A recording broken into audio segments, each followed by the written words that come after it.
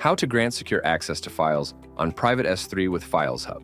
Let's talk about how to securely grant access to files stored on S3 or receive files from users by having them upload directly to S3 to somebody without any knowledge of AWS. For this, we developed the Fileshub program. Let me explain how it works. We are currently on the homepage of the website www.fileshub.io. First, let's register via the AWS Marketplace. Click the Join button, and you will be redirected to the product page in the Marketplace. Here, you will see several license options: individual, professional, and enterprise. The individual license allows you to upload and download only one file at a time. The professional license is suitable for working with a small number of files. The enterprise license does not limit the number of files and allows multiple accounts to be used. Now, let's dive into why the enterprise license might be needed. Many companies use multiple AWS accounts within a single organization. With this license, you can use S3 buckets from any account within your organization. This is called a multi-account system. If you have a team and frequently send or receive files, an administrator can set up the S3 bucket once and add users with minimal technical knowledge. After that, they will be able to upload and download files from the pre-configured S3 buckets. This is a multi-user system. You can join and test the product for free for 1 week. Click the Subscribe to Free Trial button, and let's get started with the setup. You will be redirected to the initial setup page. Enter your organization's name. The next field is your email address. This is important. This will be the primary email used to manage your Fileshub account. Make sure to enter the correct email and click Submit. Check your email for a link and a temporary password. Click the link in the email or use the link on this page to enter your username and the password you received. Great. Now let's set a permanent password. Enter your name and click Send. You're all set. This field will display the name of your organization and your name. If you have an enterprise license, you can add users by specifying their email and role, administrator or regular user. After adding them, they will receive an invitation by email. Let's move on to the configuration. We need to create an S3 bucket. Let's go to the AWS console and create a new bucket. Choose an appropriate name for your bucket, and make sure the bucket is private. Click Create Bucket. Inside the created bucket, you can create 2 folders, one for uploads and one for downloads. I will simply name these folders Uploads and Downloads. Let's create another folder inside the Downloads section. I will name this folder 1 and upload several files by simply dragging them into the window and clicking Upload. At the top of the page, you will see the file's upload status. Now let's configure the program. The configuration consists of 3 steps. Set up the S3 bucket, create endpoints, create links for downloading and uploading.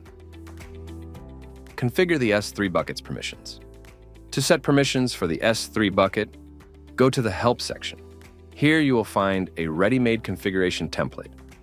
Let's go through its contents. It specifies that the role used in Fileshub is allowed to download, upload, and access the buckets region, as the region must be known for uploading. There's also an additional check, the referrer. This refers to the account from which you purchased the Fileshub license. This check is needed to prevent unauthorized access to your S3 bucket by other Fileshub clients. Your account number will be listed here. Insert the name of your bucket in the corresponding field. I'll just copy it from here.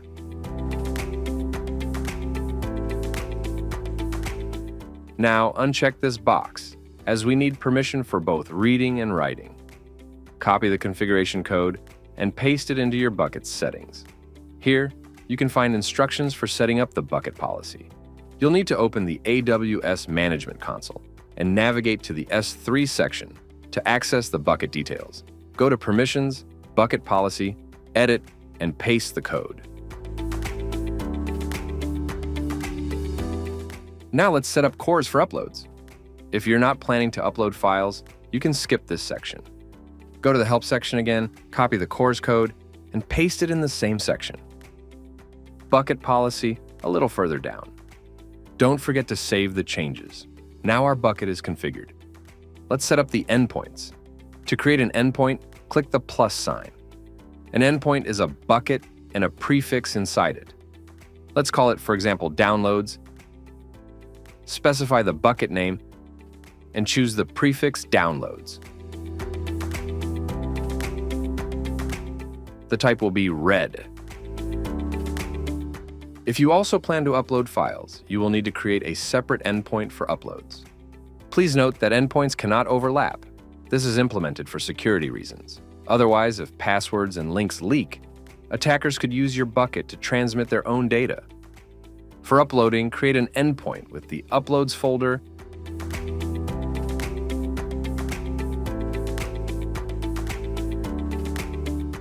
and set the type to write.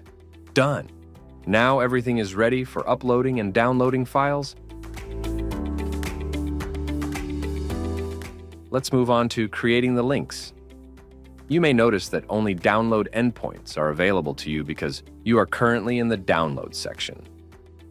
In the Downloads folder, you will see the folder where you previously uploaded files. You can grant access to individual files or the entire folder. Let's create a download link for a single file as an example. A link configuration window has appeared. Don't forget to enable the link here. I'll explain the other constraints later. For now, let's just set the password to MySecret and save the changes. Next, let's create a link for uploading.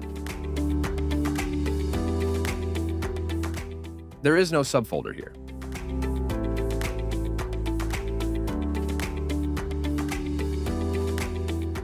Set the password to secretmy and save the changes. Done. Let's check the links. Copy the download link and open it in another browser. I won't be able to download the file if I don't know the password. Enter the password MySecret and download the file. You will have to wait until the download is complete. Now let's create a link for downloading an entire folder. The process is the same, except the link will point to the folder, not a single file.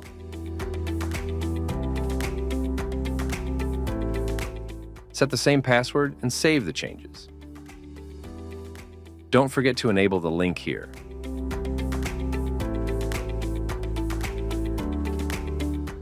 After entering the password, you will have access to the files and can download them. We can see the current status of the file download process. The file sizes are displayed here. Now let's check the upload endpoint. Go to the upload link, enter the password, and you'll be in the Uploads folder, which is currently empty. Upload a file by dragging it into the field and clicking Upload. Wait for the upload to finish.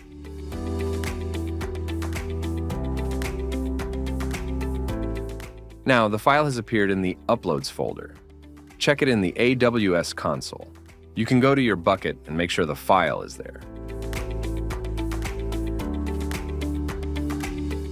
Now let's talk about additional constraints that one can apply.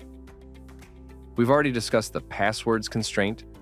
One can also set an IP mask to restrict access from certain IP addresses. For example, you can use a Class C subnet mask. Additionally, one can limit the maximum number of downloads. This is designed so that even if the link and password are leaked, the availability of your files will still be limited.